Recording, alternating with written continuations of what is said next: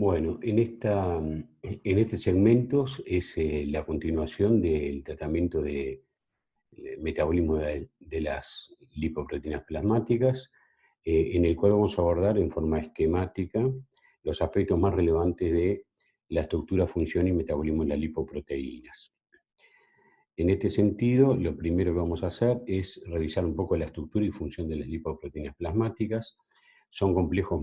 macromoleculares de lípidos y proteínas, siendo las proteínas constituyentes de las lipoproteínas denominadas genéricamente apoproteínas.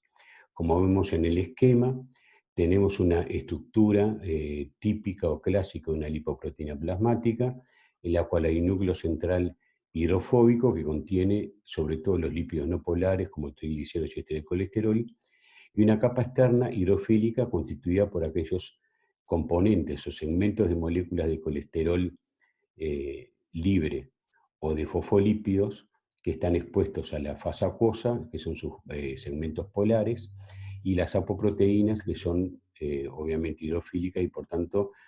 no solo solubilizan, sino que le dan estructura a la partícula o al complejo macromolecular de las lipoproteínas. La función, como dijimos, es la de transporte de lípidos y vitaminas solubles en el plasma. En este gráfico lo que exponemos son los 5 principales tipos en que se suelen clasificar o se clasifican clásicamente a las lipoproteínas, que están basadas en su densidad,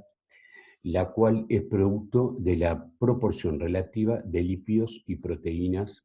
que tiene esa partícula. Como vemos, están los kilomicrones, las lipoproteínas de muy baja densidad o VLDL,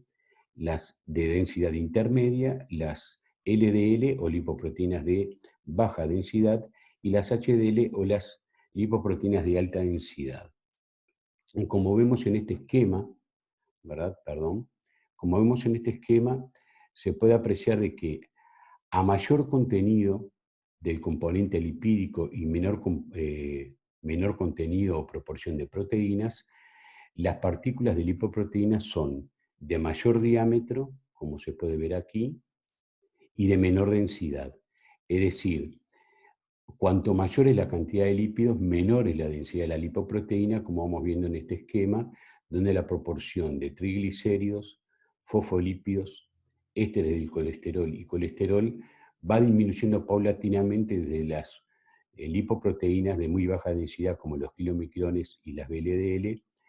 pasando por las IDL, las LDL, hasta las HDL, que son las proteínas más pequeñas y de mayor densidad que hay en el plasma. Obviamente esto es un continuo, existen algunas formas intermedias, y esto representa esquemáticamente las especies mayoritarias, pero hay que saber reconocer que no son compartimentos estancos de lipoproteínas separadas unas de otras, sino que hay toda una serie en continuo de transición entre ellas. El otro elemento importante en las lipoproteínas es que solemos, con fines didácticos o con fines también de facilitar su comprensión y que también tiene que ver con su función, dividir en dos grandes grupos las proteínas, aquellas lipoproteínas enriquecidas en triglicéridos, que está constituido por los kilomicrones, y las lipoproteínas de muy baja densidad o VLDL. Los kilomicrones suelen definirse como la vía exógena de aporte de lípidos al organismo, ya que los kilomicrones son los principales transportadores en sangre, ¿verdad?, de las grasas provenientes de la dieta, especialmente en forma de triglicéridos. La vía de las VLDL, o llamada vía endógena, es aquella que no hace entrega o distribuye los lípidos sintetizados en forma endógena por el hígado, sobre todo en los periodos interprandiales o cuando no hay aporte por la dieta, es decir, en los periodos de ayuno, ya sea medio o prolongado, ¿verdad? Después tenemos aquellas lipoproteínas que son ricas en colesterol, es decir, que tienen una mayor proporción de colesterol sobre los triglicéridos, que son las LDL e IDL, las cuales constituyen la principal vía de aporte de colesterol hacia los tejidos, fundamentalmente bajo forma de esterocolesterol, ¿verdad? Y las HDL, que en realidad constituyen la principal vía de transporte de colesterol hacia el hígado para su eliminación a través de la bilis o en su transformación a ácidos biliares, como hemos visto en la primera parte, por lo cual se le denomina tránsito reverso de colesterol en el organismo, es decir, desde los tejidos hacia el hígado para su eliminación, y las LDL son el tránsito directo, ¿verdad?, de colesterol hacia los tejidos. Queremos decir que los ácidos grasos libres también son una forma peculiar o especial, ya que hay una pequeña cantidad de ácidos grasos libres que circulan en el plasma, que son ácidos grasos libres no esterificados, es decir, no formando triglicéridos, y que van unidos a la albúmina, que es su principal forma de transporte a nivel del plasma. Una cosa importante es reconocer las principales propiedades de los principales receptores que participan en el metabolismo de las lipoproteínas.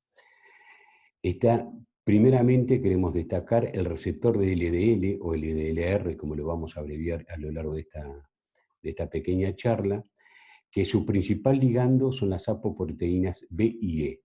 Es decir, que aquellas lipoproteínas que contengan ya sea la apoproteína B en su estructura o la E, como las LDL, VLDL e IEDL, son capaces de unirse a este receptor a nivel hepático y a nivel de algunos de los tejidos periféricos para su catabolismo o metabolización,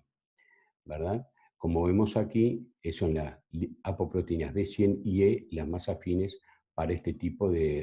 para este receptor. Por eso muchas veces se le denomina en algunos textos el receptor ApoB-E. El receptor relacionado a LDL, por sus siglas en inglés, LRP, es un receptor que tiene como principal ligando y quizás único ligando el ApoE. Por lo tanto, solo aquellas lipoproteínas que poseen en su estructura la ApoE son aquellas que van a ser capaces de unirse a este receptor y ser metabolizadas o catabolizadas a nivel del hígado, ¿verdad? Esos son fundamentalmente las IDL y los remanentes de kilomicrones y VLDL.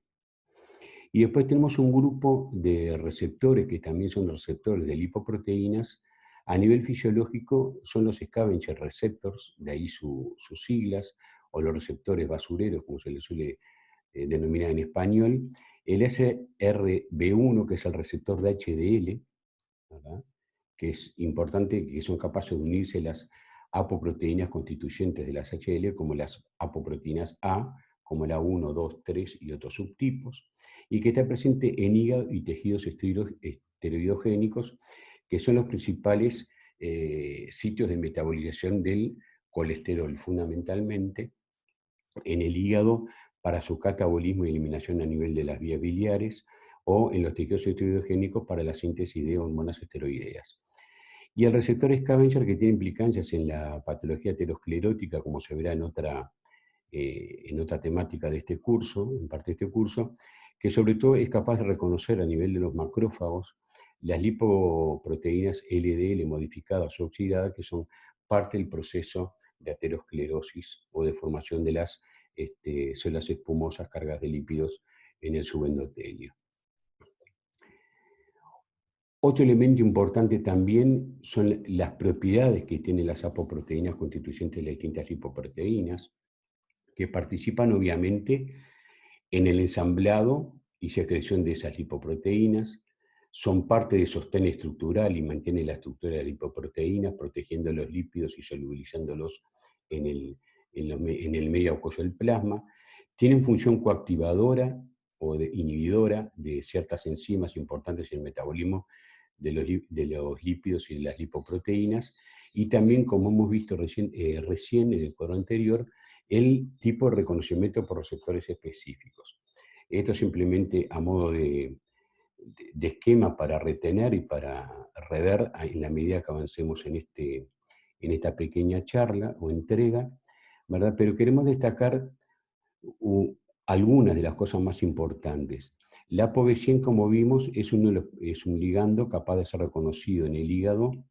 por el receptor del LDL. La ApoB48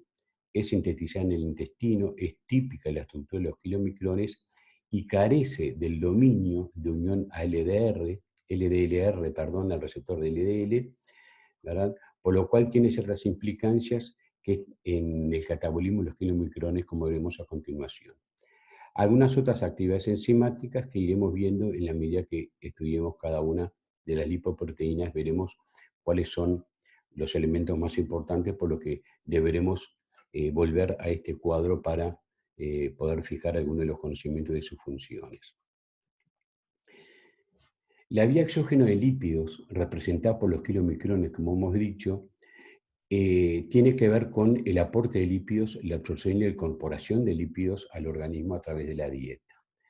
A través de la dieta, como hemos dicho, el 90% de los lípidos de la dieta son triglicéridos y un resto variable de colesterol, fosfolípidos, ácidos grasos y vitaminas liposolubles. Como vemos, cuando tomamos el sector del colesterol, ya sea en forma de éster de colesterol, como vimos, o de colesterol libre, a nivel de la luz intestinal y por las enzimas digestivas, la colesterol esterasa transforma prácticamente la totalidad del colesterol en colesterol libre, ¿verdad? El cual, y obviamente, libera el ácido graso unido, que generalmente es mayor de 12 carbones y que veremos qué destino va a tener después en la absorción,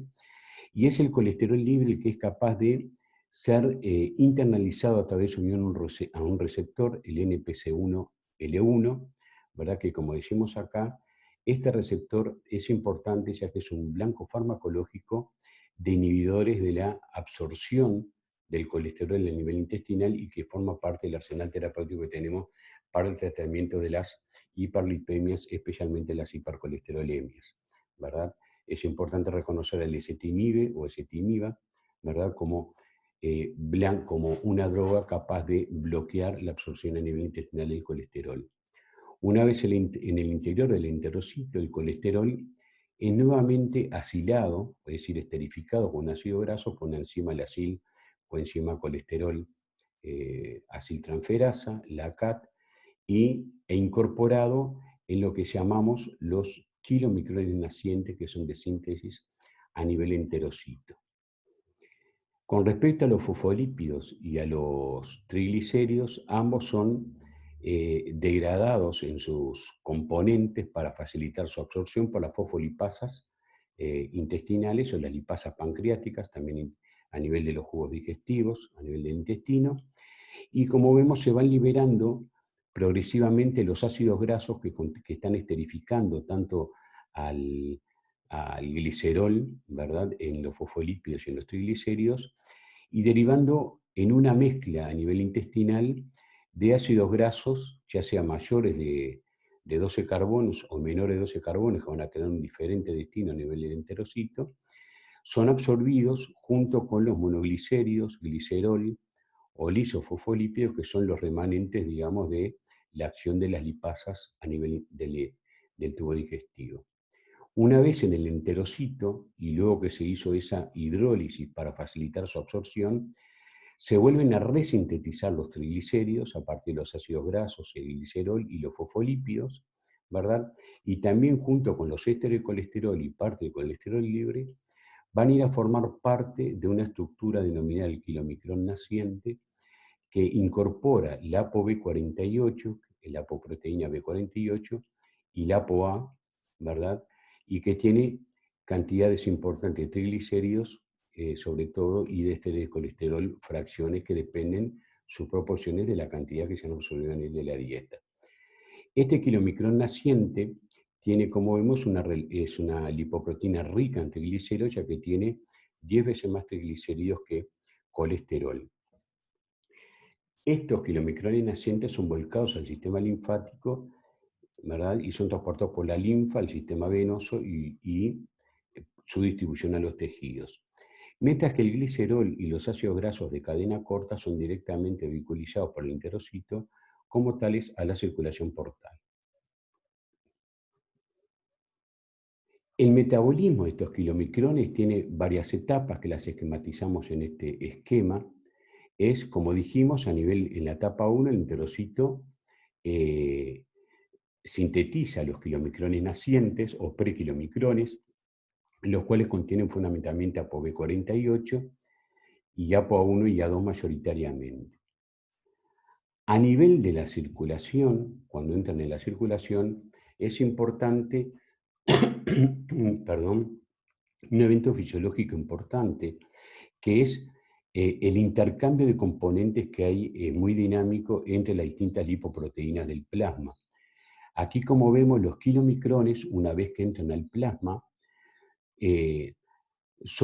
incorporan ApoC2 y ApoE desde las HDL y también ésteres de colesterol. Este mecanismo es importante ya que va a permitir el destino, digamos, y el metabolismo de los kilomicrones. Por ejemplo, una vez que esos kilomicrones han incorporado la ApoC2 y ApoE, sobre todo aportada por las HDL en el torrente sanguíneo a nivel del plasma, se distribuyen hacia los tejidos y, por ejemplo, como en el tejido adiposo, que tiene, en el cual a nivel de sus capilares está la lipoproteína lipasa, vemos que la ApoC2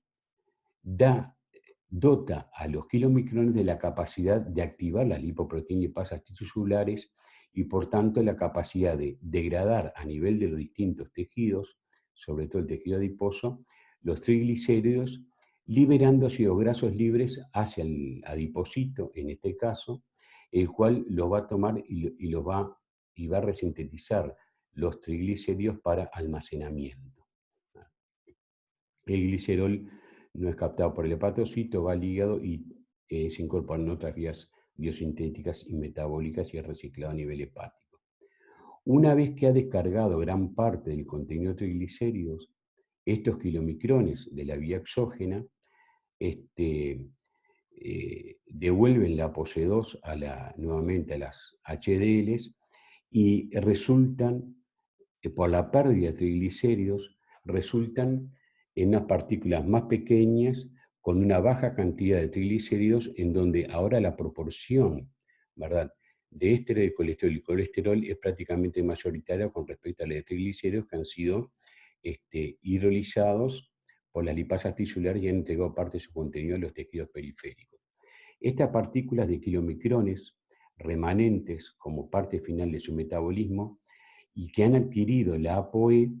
y como vimos, la ApoE es lo que dota a los kilomicrones la capacidad de ser reconocidos por cualquiera de los dos receptores de lipoproteínas del hígado, ya sea el receptor del LDL o el LRP, que es el otro receptor, gracias a la presencia de la ApoE. Con esto vemos la importancia del aporte de ciertas apoproteínas a nivel de la circulación, adquisición de estas proteínas para el metabolismo, los kilomicrones. Con esto queremos recordar que el ApoB48 es similar al ApoB100, pero está carente del fragmento, es una proteína más pequeña o truncada, que carece del dominio de unión al receptor del LDL, por lo tanto la adquisición del ApoE es fundamental. Y estos kilomicrones son finalmente catabolizados a nivel hepático. Destacamos entonces como que los kilomicrones tienen en circulación una vida media de 1 hora aproximadamente y ya luego de 10 horas de ayuno son indetectables en el plasma. Si la catabolización del metabolismo normal. La ApoB48, dijimos, una proteína, una forma de la B100 truncada que carece de dominio en un receptor del LDL y cumple una función estructural y es específica de los kilomicrones y, como dijimos, la ApoE le confiere a los kilomicrones la capacidad de ser captados en el hígado y por lo tanto ser catabolizados a ese nivel. La vía endógena, que es la vía de las VLDL y las LDL, ¿verdad? Las VLDL son la fuente fundamental de aporte de ácidos grasos a los tejidos en periodos de ayuno o interprandiales, ¿verdad? Bajo forma de triglicéridos. Vía endógena porque son sintetizados a nivel hepático en estos periodos donde no hay aporte desde la dieta. Como vemos, las VLDL nacientes están compuestas por una molécula de ApoB100. Esta molécula es completa y por lo tanto es capaz de ser reconocida por los receptores del LDL, ¿verdad? Y tiene un componente mayoritario de triglicéridos y menor proporción de colesterol y fosfolípidos, ¿verdad? Al igual que los kilomicrones, estas VLDL adquieren distintas apoproteínas en el torrente sanguíneo a partir de las HDL y que son importantes también en su metabolismo. Las LDL también se originan a partir del catabolismo de las VLDL, es decir, que a medida que van perdiendo su componente en triglicéridos se van transformando en partículas de mayor densidad, menor contenido de triglicéridos y se van enriqueciendo en colesterol. Podemos decir de alguna forma que a medida que las VDL van siendo metabolizadas y van perdiendo su contenido triglicérido por las lipasas tisulares, van transformando su densidad y su contenido y se van transformando progresivamente en IDL o de densidad intermedia y posteriormente en LDL. Las LDL, por tanto, van a estar compuestas esencialmente por las moléculas de ApoB100, la ApoE, ¿verdad?, que adquirieron a nivel de la circulación desde las HDL, y están enriquecidas en colesterol libre y esterificado con menos del 10% de triglicéridos. Por eso decimos que las LDL son lipoproteínas ricas en colesterol que derivan del catabolismo, digamos, a nivel plasmático de las VLDL, que son proteínas ricas en triglicéridos. Este es un esquema para ver un poco la transformación. Como con los kilomicrones, las VLDL son sintetizadas a nivel del hígado. Hay una partícula de VLDL naciente, ¿verdad?, que tiene un alto contenido de triglicéridos y de colesterol de origen endógeno. Como vemos, al igual que en los kilomicrones, reciben la ApoE y la ApoC2, que la ApoC2 sobre todo es la que le da la capacidad, como vemos en los kilomicrones, de activar las lipoproteínas lipasas tisulares para la degradación de los triglicéridos y el aporte de ácidos grasos a los tejidos periféricos. Como vemos, las VLL nacientes tienen un alto contenido de colesterol, de triglicéridos, perdón, ¿verdad?, los cuales van perdiendo, ¿verdad?, y hacen que luego de ser hidrolizados a nivel de los tejidos por las lipoproteínas lipasas, se transforman en IEDL y sucesivamente en LDL, en la cual el contenido de colesterol en forma de éster o de colesterol libre, ¿verdad?, es mayor que los triglicéridos, y estas partículas pueden ser captadas endocitadas a través de receptores de LDL que hay en el músculo, pero fundamentalmente a nivel hepático, con lo cual se procede a su catabolización en condiciones fisiológicas por endocitosis y degradación. El metabolismo de las HDL es otro componente importante y es el que hemos llamado tránsito reverso del colesterol, ¿verdad?, la vía reversa del colesterol, en la cual las HDL nacientes, también o pre-beta HDL, son sintetizadas en hígado e intestino fundamentalmente. Y como vemos en este pequeño esquema, tanto el hígado como el intestino son capaces de sintetizar las pre-beta HDL o precursores de HDL, o también denominadas HDL nacientes, como dijimos, que son pobres en lípidos y es una partícula pequeña constituida principalmente por la apoproteína A1 y una pequeña cantidad de fosfolípidos. Una vez que gana el torrente sanguíneo, esta partícula naciente pre-beta HDL, a nivel de los tejidos, de todos los tejidos, como vimos el tránsito reverso del colesterol, es capaz de captar, ¿verdad?, a nivel de transportadores APCA1, que son importantes en el destino y en el catabolismo del colesterol a nivel del organismo, van captando una cantidad apreciable de colesterol desde los tejidos, los esterifican, van ganando colesterol, lo esterifican a su nivel bajo forma de éster de colesterol, con lo cual su diámetro, tamaño va aumentando, son las denominadas HDL3, e incorporan la apoproteína C2, que son prácticamente las que van devolviendo tanto los kilomicrones como VLDL y LDL, como hemos visto, ¿verdad? Y también adquieren la ApoE. En este tránsito, a nivel vascular, también estas HDL van entregando, como hemos visto, ésteres de colesterol a las otras lipoproteínas ricas en triglicéridos y colesterol, como está acá en el esquema. Y a partir de esos intercambios en el plasma sanguíneo se generan las partículas maduras, digamos, de HDL o HDL2, que tienen una importante proporción de éster de colesterol y algo de triglicéridos que han ido ganando a nivel de la circulación. Las vías que puede tomar estas HDL son dos,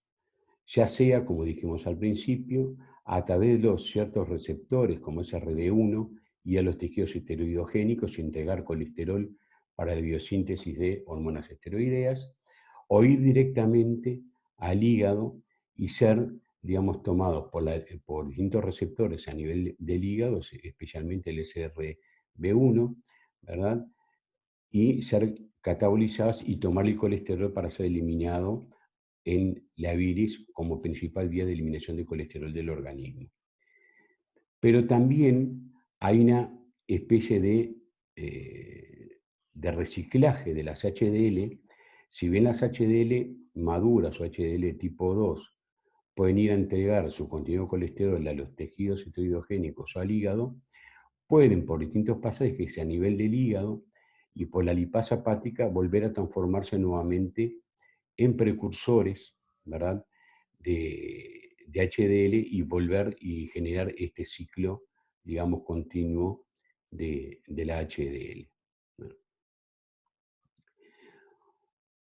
Por último, queremos en este metabolismo poder indicar un poco algún aspecto importante del transporte reverso del colesterol.